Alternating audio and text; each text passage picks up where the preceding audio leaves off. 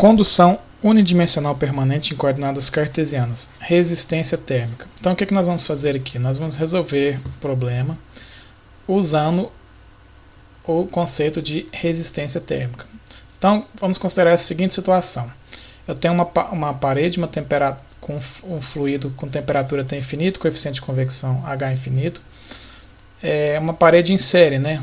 Com ASI 1010 com uma condutividade Ka, um isolante com uma condutividade Kb e tijolo com condutividade Kc. E aqui eu não estou considerando as resistências de contato. Ele é isolado aqui nessas extremidades, portanto eu tenho um fluxo de calor unidimensional na coordenada x, adotando aqui o sistema de coordenadas x, y, z. Temperatura na parte interna, vamos considerar que aqui seja um forno e aqui é o ambiente externo. Então a temperatura na superfície interna, TSI, na temperatura na superfície externa, TSE. Então eu tenho os dados do problema, temperatura infinita 225 graus Celsius, que vamos considerar que seja a parte interior de um forno, por exemplo. Coeficiente de convecção de 25, temperatura na superfície externa de 20 graus Celsius. Então eu tenho um aço, condutividade Ka foi dada, eu tenho aqui um isolante com a condutividade fornecida e o tijolo também com condutividade fornecida. Isso aqui a gente está adotando hipótese de condutividades constantes. Esses valores podem ser obtidos de tabelas. Se vocês forem no final do livro, tem as tabelas de propriedades dos materiais, você obtém esses valores de condutividade. As espessuras também foram fornecidas, 0,6 metros, 0,03 e 0,04.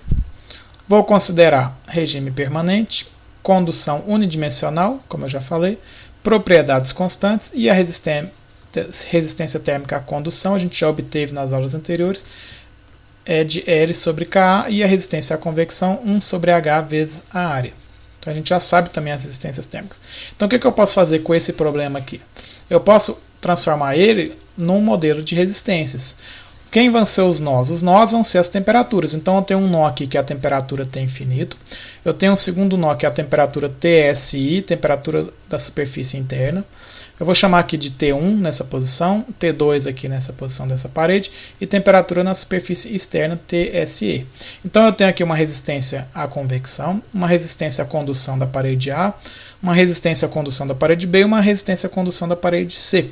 E eu posso transformar esse sistema de resistências equivalentes numa resistência, esse sistema de resistências em série, numa resistência equivalente, cujos nós extremos são a temperatura infinita e temperatura da superfície externa. Portanto, eu transformei esse problema numa resistência equivalente aqui, certo? Como é que eu calculo a resistência equivalente? No caso aqui de resistências em série, nada mais é do que a somatória das resistências. Então, eu tenho a somatória da resistência à convecção, resistência na parede A, B e C. Resistência à convecção, 1 sobre H vezes a área. Resistência à condução na parede, L sobre Ka, LB sobre KB vezes a área e LC sobre KC vezes a área. Qual que é essa área? Essa aqui é a área da seção transversal, né? A área da seção transversal.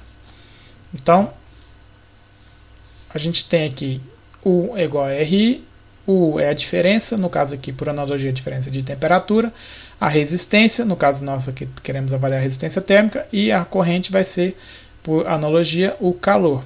Então eu tenho o calor ΔT sobre resistência equivalente. Quanto que vai ser essa minha taxa de calor? Bom, ΔT sobre a resistência equivalente. A gente tem aqui 1 sobre H, a gente já fez isso no slide anterior. Então aqui eu tenho a equação do calor em função da diferença de temperatura e das áreas e das resistências. Eu isolei aqui a área, quer dizer, eu coloquei em evidência a área, porque é a mesma área da seção transversal para todos, e passei ele multiplicando lá para cima. Se eu passo essa área dividindo pelo calor, eu tenho a equação do fluxo de calor, que é duas linhas, né? ΔT sobre uma resistência linha equivalente, que é em função do fluxo, que não está dependente da área da seção transversal. Para eu obter a resistência equivalente, vai ser o que? Essa resistência linha equivalente vezes a área, né? Eu obtive aqui, ó, o que eu fiz aqui? A área está em evidência aqui, né? Então é isso aqui.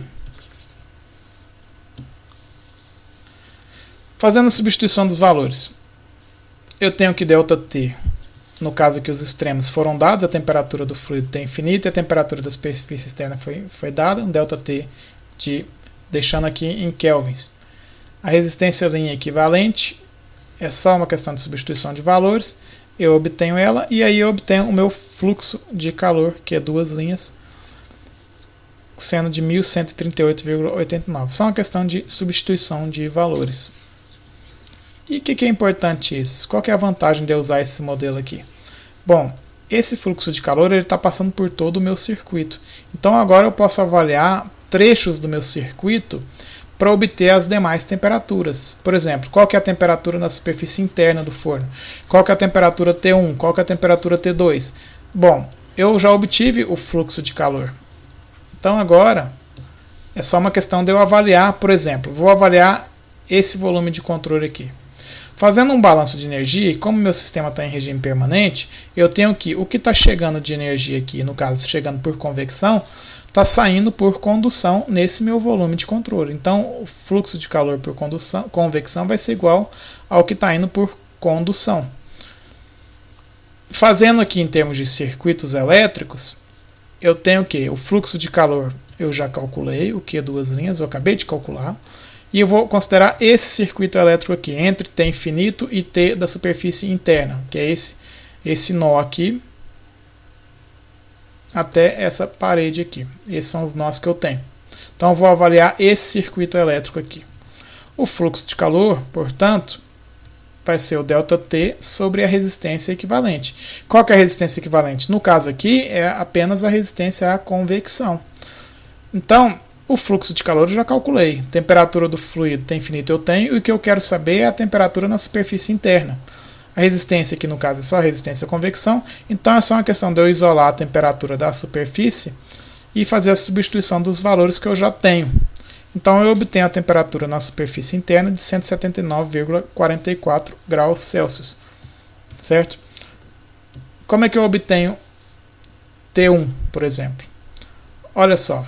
Eu posso tanto usar esse circuitozinho só aqui, com a resistência B, ou eu posso usar esse circuito, na verdade, esse circuito com a resistência A, ou o circuito com a resistência à convecção e a resistência A, ou o circuito resistência à convecção, resistência A, resistência B. Se eu souber T2, eu posso usar só esse circuito com a resistência B, em função de T2 e T1. Então eu tenho uma série de opções que eu posso aplicar aqui, e aí eu vou ver o que fica mais simples para mim.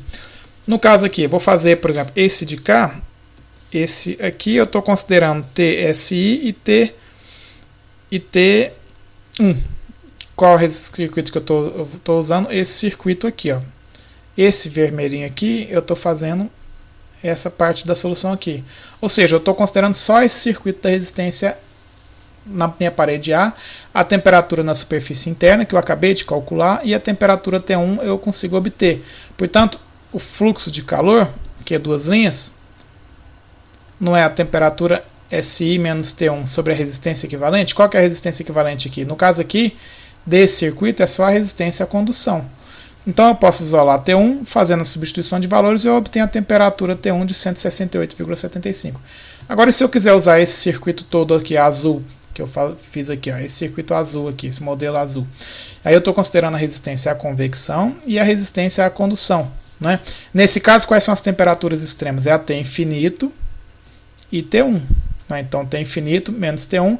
E a resistência equivalente vai ser qual? Vai ser a resistência à convecção mais a resistência à condução na parede A.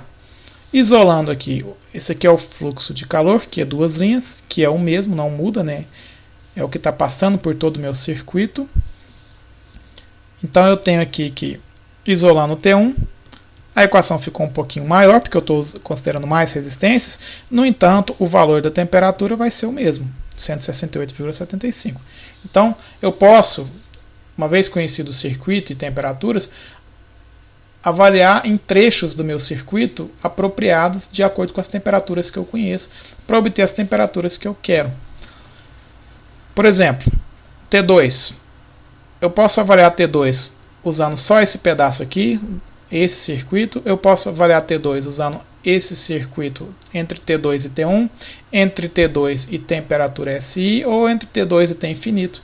Então, vai do gosto e dos valores que você tiver fornecidos para o que for mais fácil. Então, por exemplo, nesse caso aqui eu adotei só entre T1 e T2. Por quê? Porque o T1 eu acabei de calcular. Mas eu também poderia ter usado esse aqui entre T2 e temperatura da superfície externa? Poderia também. Então, vou fazer só esse pedaço aqui. Meu fluxo de calor eu já conheço. Vai ser T1 menos T2 sobre a resistência. Por quê? Aqui uma questão do sinal, olha só. T1 é maior do que T2, certo? Então meu fluxo de calor é positivo da esquerda para a direita. Meu sistema de coordenadas eu não adotei ele positivo para a direita, xy. Então meu fluxo de calor é positivo, T1 que é maior do que T2, certo? Isso aqui está um valor positivo. Então eu tenho que ser consistente só com a questão do eixo de referências que eu adotei. Sobre a resistência equivalente apropriada, no caso aqui somente a resistência B, ou a resistência linha B, né, porque eu estou deixando em termos em função do fluxo de calor. Então é só uma questão de isolar T2 em função de T1 do fluxo de calor que eu já calculei e da resistência que também foi fornecida. Obtenho T2 igual a 83,34. T1 foi quanto? 168. O que eu observo? Que a minha temperatura está diminuindo do forno aqui de 225 até aqui, né? Obviamente ela está diminuindo. Está diminuindo, ela está vindo... Ela está com uma característica dessa forma aqui. Eu começo com T2 alto, vou ter uma temperatura menor aqui, vai diminuindo e vai diminuindo até chegar nos 20 graus Celsius, né? Foi dado aqui no problema, 20 graus Celsius. Então eu tenho para cada trecho um perfil de temperatura linear, porque eu não estou considerando em termos de geração aqui, né? E consigo obter pelo modelo de resistência as temperaturas. Então você veja que, dependendo do problema, o modelo por resistências térmicas simplifica muito a nossa solução. E aqui eu estou fazendo só como é que eu poderia obter T2 usando outros trechos, né? Eu fiz usando aqui T2 a temperatura da superfície externa. Eu poderia usar esse circuito aqui. Eu poderia usar esse circuito aqui de T2 até TS, temperatura da superfície interna. O que eu fiz agora foi entre T2 e T1, né? Acabei de resolver aqui entre T2 e T1. Mas eu poderia usar esse circuito aqui, usando essa resistência. Poderia considerar esse circuito aqui marcado em vermelho, usando essa resistência A e resistência B. Ou poderia considerar esse aqui que eu fiz em preto aqui, usando a resistência à convecção, resistência A e resistência B. Aqui então o que muda? Só muda onde são as temperaturas dos nós e a resistência equivalente. O resultado vai ser o mesmo, né? Aqui é o fluxo de calor, que é duas linhas. Então é isso aqui, um problema adotando o modelo de resistência térmicas para uma parede, e nas aulas que vem nós vamos adotar também, fazer a solução de problemas para coordenadas cilíndricas e esféricas, usando também o modelo de resistências térmicas.